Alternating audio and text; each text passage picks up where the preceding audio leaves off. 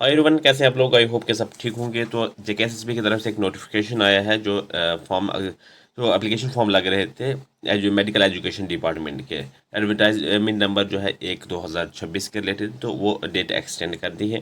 पहले जो है 25 तारीख थी, 25 मार्च थी, अब जो है 4 अप्रैल को कर दिया है। तो ये जो डिपार्टमेंट के 239 पोस्टेज थी टोटल, उसके लिए जो एडवर्टाइजमेंट निकली थी ये जनवरी को निकली थी, और फरवरी 24 से जो है इसके फॉर्म लगने स्टार्ट हो गए थे। और आज यानी कि 25 को इसके लास्ट डेट बताई गई थी, लेकिन जो इसे एक्सटेंड करके 4 अप्रैल को कर दिया है। तो अगर जिसने नहीं भरा तो वो आप भर सकते हैं। तो इसमें जो है अगर आपकी 10th+2 है तब भी आप इस फॉर्म को भर सकते हैं, और कुछ क्राइटेरिया हैं।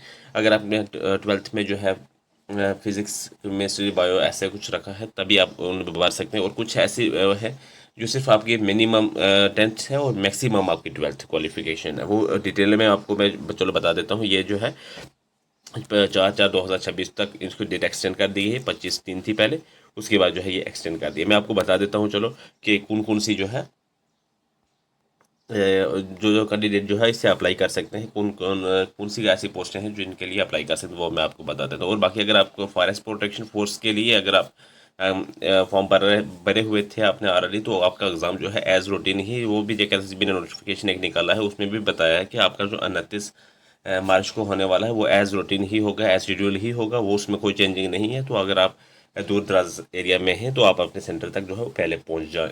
ये जेकेएसएसबी ने लेटेस्ट जो है वो अब नोटिफिकेशन के थ्रू जो है वो बताया है। बाकी आपको मैं बता देता हूँ कि कौन कौन सी आप पोस्ट हैं जिनके लिए आप 10th+2 अगर आपकी क्वालिफिकेशन है तो आप उससे अप्लाई कर सकते हैं। तो ये रहा वो मेडिकल और हेल्थ का जो एजुकेशन डिपार्टमेंट का नोटिफिकेशन, जिसमें जो है 239 पोस्ट हैं। तो मैं आपको बता देता हूँ कि कौन कौन से आप जो है पोस्ट के लिए एलिजिबल है अगर आप 10th+2 है आपके पास तो। ज़रूरी नहीं है अगर आपके पास कोई डिग्री हो, लेकिन आपके पास अगर आप 10th बल्कि 12th पास हैं तो आप भी 2 पोस्ट हैं जो जिनके अप्लाई कर सकते हैं। बाकी आपके लिए जो अगर आप बीएससी आपने की है मेडिकल रिलेटेड किसी भी डिपार्टमेंट में, तो आप उसके लिए जो अपना क्राइटेरिया देखकर आप उससे फॉर्म भर सकते हैं। ये है आपके लिए जो अटेंडेंट जनरल ग्रेड की जो है ये पोस्ट है। इसके लिए आप जो है अगर आपके पास मिनिमम जो है मैट्रिक होनी चाहिए, मैक्सिमम +2 होनी चाहिए, इसके लिए आप अप्लाई कर सकते हैं। 25 पोस्टें जो है इसके रहने वाली हैं। तो ये आप जो है अगर आप +2 सिर्फ की है, उससे ऊपर आपने स्टडी नहीं की या की है तो आपने ग्रेजुएशन नहीं की, तब भी आप ये जो है इस पोस्ट के लिए अप्लाई कर सकते हैं। ठीक है। उसके बाद अगर हम बात करें तो ये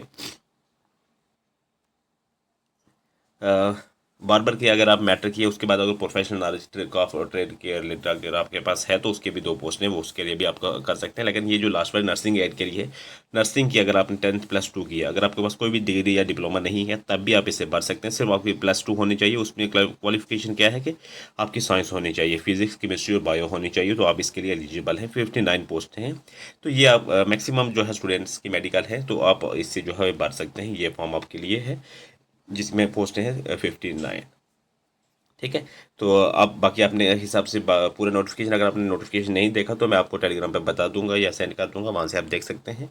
तो आपने जिस जिस डिपार्टमेंट में आपने अगर कोई स्पेशलाइज डिग्री की है तो तब भी आप जो है इनके लिए देख सकते हैं। इनमें से कौन से पोस्ट के लिए आप एलिजिबल हैं तो आप उसमें फिल कर सकते हैं। आपके पास अब लगभग 5 बल्कि 10 दिन का टाइम है, तो आप इस 10 दिनों में जो है ये भर सकते हैं।